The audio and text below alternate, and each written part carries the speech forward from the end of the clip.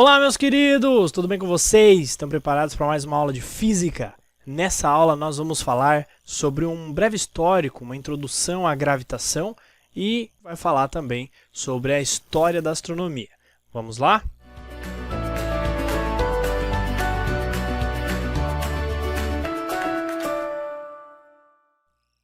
Sou o professor Rafael, muito bem-vindo a essa aula e nós vamos começar citando que a astronomia é, talvez, a ciência mais antiga. Coloquei algumas imagens, né? A primeira imagem ali, bem conhecida, Stonehenge é uma construção que teve a finalidade no passado, né, de fazer observação de alguns pontos importantes, como o início do verão, o início do inverno e também um ponto de cultos religiosos. Uma coisa que nem todos sabem é que monumentos como esse, eles podem ocorrer na Terra toda.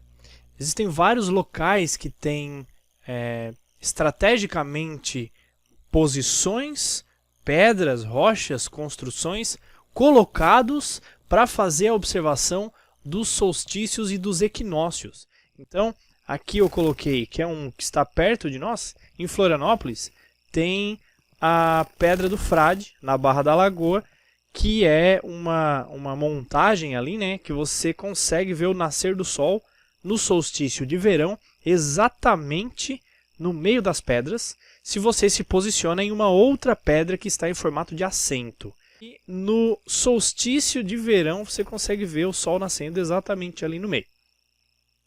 Mas olha só, por que só no solstício de verão o sol nasce ali naquela posição e não vai nascer em outros dias do ano? Porque existe um movimento aparente do nascer do sol no horizonte dependendo da época do ano. Se você olhar aqui nessa outra imagem, você tem diferentes fotos para diferentes épocas do ano. Solstício de inverno, você tem lá, ó, o Sol muito mais a norte. Os equinócios, o céu está num ponto, o Sol, né, está num ponto médio, nascendo no horizonte, e no solstício de verão está mais ao sul possível. Você vai entender esse movimento se você estudar depois todos os movimentos do planeta Terra, né, no decorrer da translação. Tem vários movimentos do planeta Terra. Esse é ocasionado pela translação do planeta em conjunção com o seu ângulo de inclinação do plano de rotação. Eu sei que é complexo, eu sei que fica difícil de imaginar movimento tridimensional sem olhar algumas animações. Aqui eu coloquei também um site que você pode obter informações sobre como visitar esses locais. Você pode visitar a Pedra do Frade, na Barra da Lagoa. Você entra em arqueoastronomia.com.br e obtém maiores informações. Então, o céu ele foi usado desde a antiguidade, desde a pré-história, como uma espécie de mapa. Você pode se localizar no planeta olhando as constelações do céu. Você vai saber se está mais ao norte ou mais ao sul, dependendo de quais constelações você consegue ver no horizonte. Você também pode usar o céu como calendário. Aqui eu coloquei duas imagens diferentes de constelações diferentes. Coloquei a constelação do Órion, que é uma constelação que aparece predominantemente no nosso verão, e a constelação do Escorpião, que é uma constelação oposta, ela aparece no inverno.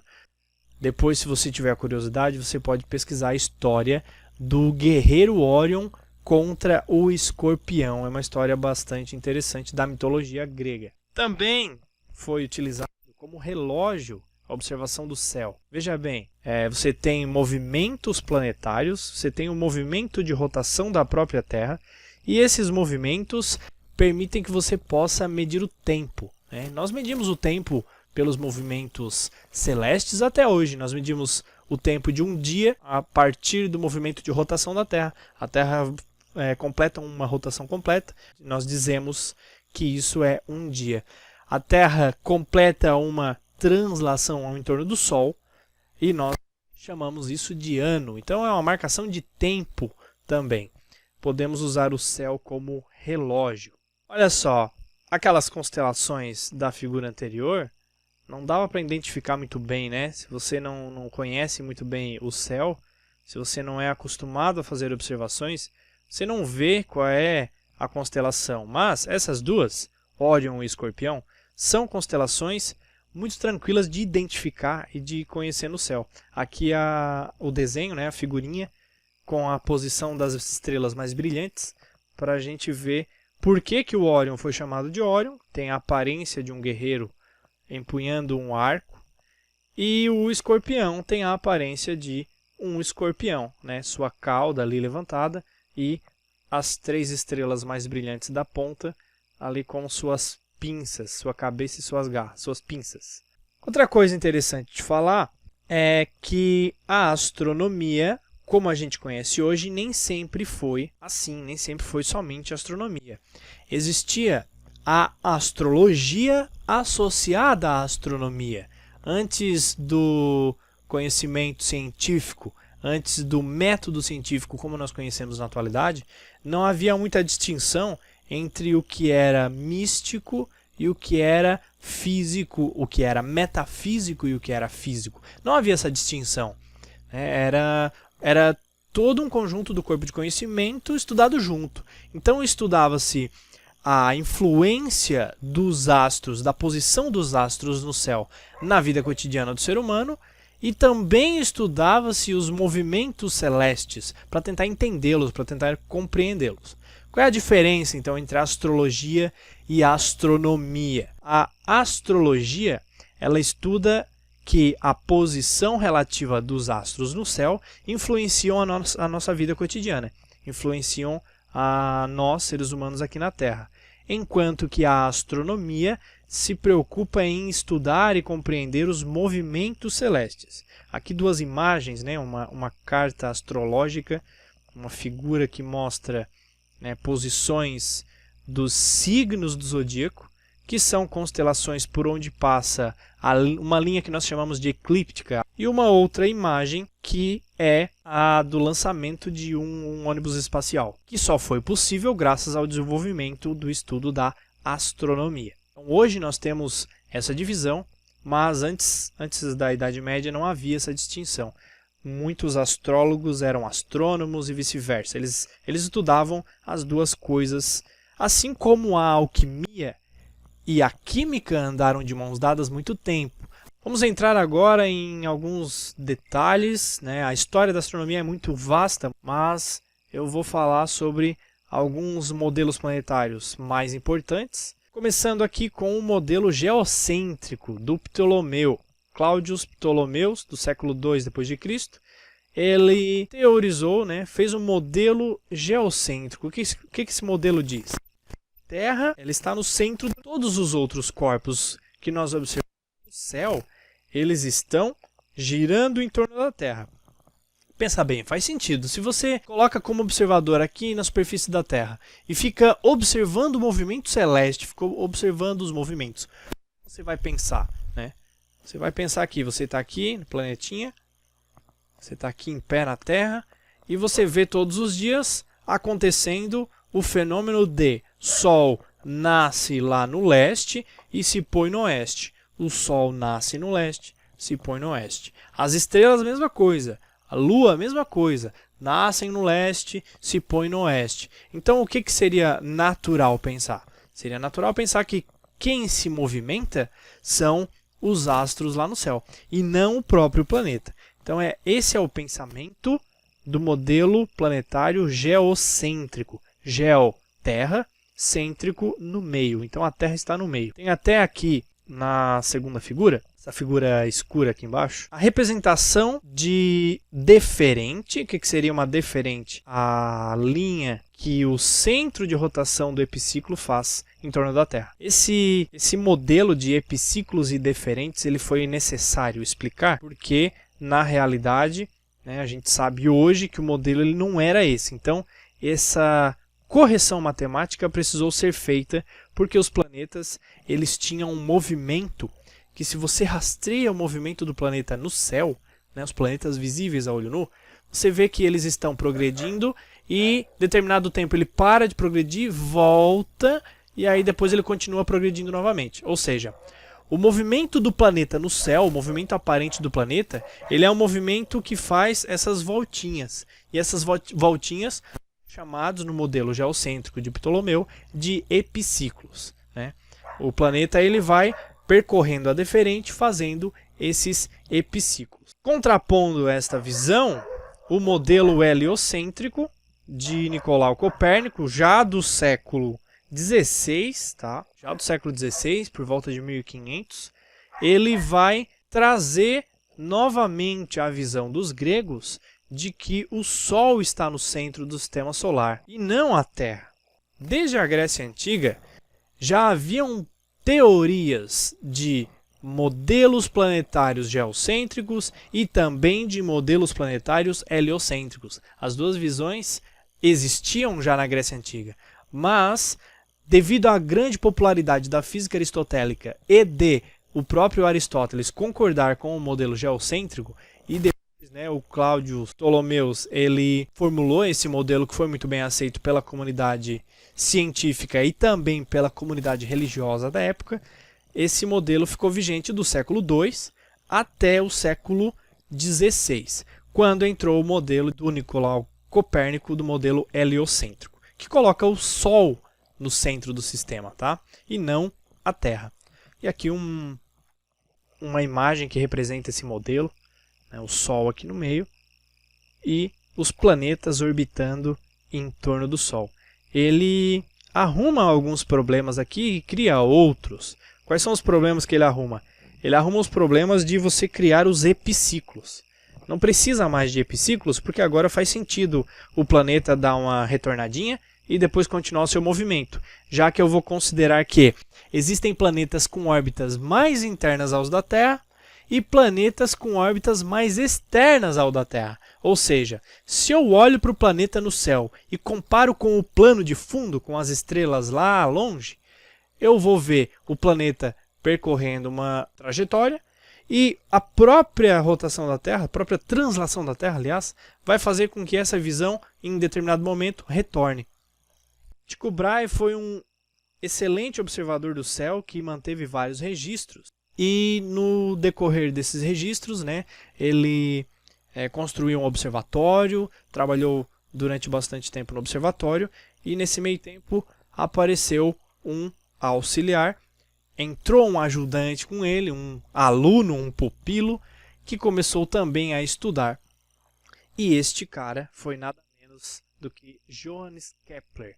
O Kepler, após a morte do seu professor Tycho Brahe, ele pegou as observações do Tycho Brahe e tentou tecer algumas teorias acerca do movimento planetário, porque aquela história dos gregos de que o movimento planetário ele deve ser percorrendo figuras geométricas perfeitas, ou seja, deveria ser circunferências perfeitas, as órbitas seriam circulares.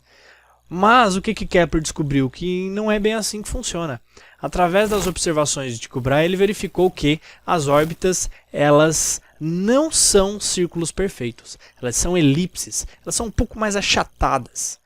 O que mais o Kepler descobriu? Ele descobriu que um planeta, quando ele está em órbita de uma estrela, de um corpo central mais massivo, esse planeta ele tem lugares de sua órbita que possui maior velocidade e outros lugares de sua órbita que possuem menor velocidade. Ou seja, além da órbita não ser perfeitamente circular, ela é um pouco achatada. Em um ponto, a velocidade do planeta é maior, no outro ponto, a velocidade é menor. E isso já causa um grande alvoroço na época, porque se o céu está no domínio supralunar, além da Lua, né? Tudo que está no domínio supralunar é considerado divino. Se é considerado divino, tem que ser perfeito. E se é perfeito, tem que obedecer uma matemática perfeita, tem que obedecer uma geometria perfeita. Então, deveriam ser circunferências. O Johannes Kepler também descobriu que existe uma relação entre o período de translação de um planeta e o raio médio de sua órbita. O que ele descobriu? Através das observações do seu professor, né, Tycho Brahe, ele descobriu que quanto mais perto da estrela central está o planeta, mais rápido ele dá a volta. Quanto mais longe da estrela central está o planeta, mais tempo leva para dar uma volta. Isso vai mostrar depois que os anos para cada um dos planetas do sistema solar são diferentes. Um ano na Terra tem 365 dias. Um ano em Mercúrio tem bem menos, porque Mercúrio está mais perto.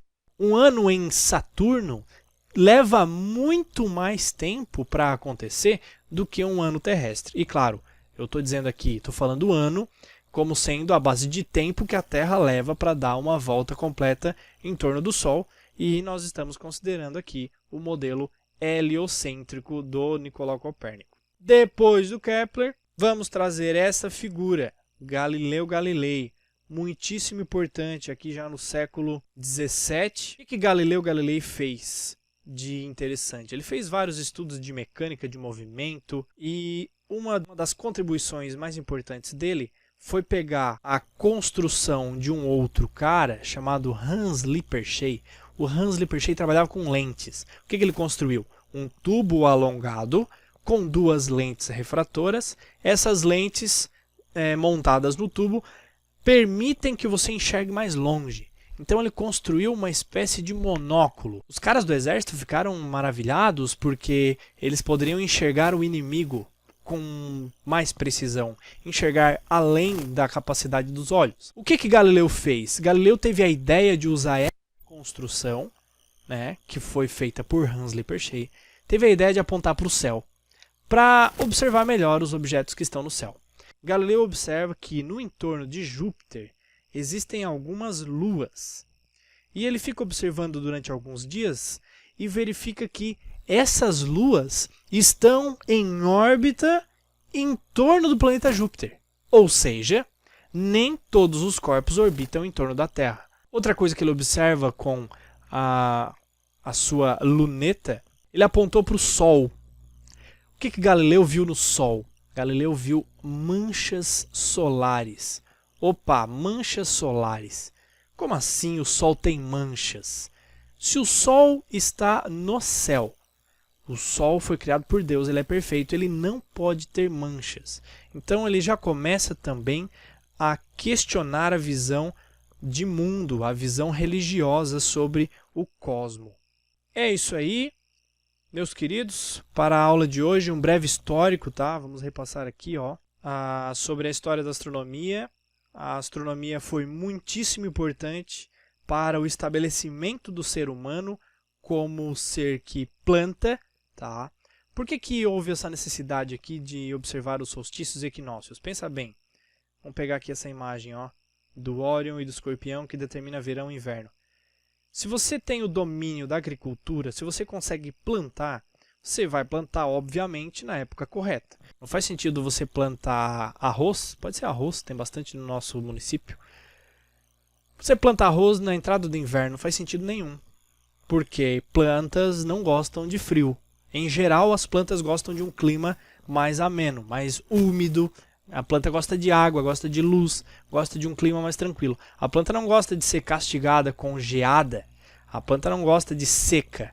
Então, o estudo da astronomia, o estudo do céu, permitiu ao ser humano primitivo parar de procurar o alimento, parar de ser nômade e começar a plantar o próprio alimento. E ele só pode plantar se ele tem conhecimento de quando virão as chuvas, não virão as chuvas. Então, veja bem, a astronomia ela é muito importante para o desenvolvimento, para o assentamento do ser humano em uma comunidade. Na próxima aula nós vamos continuar falando de astronomia, vamos continuar falando de gravitação, ou seja, nós vamos falar da gravidade e vamos falar dos estudos de Newton.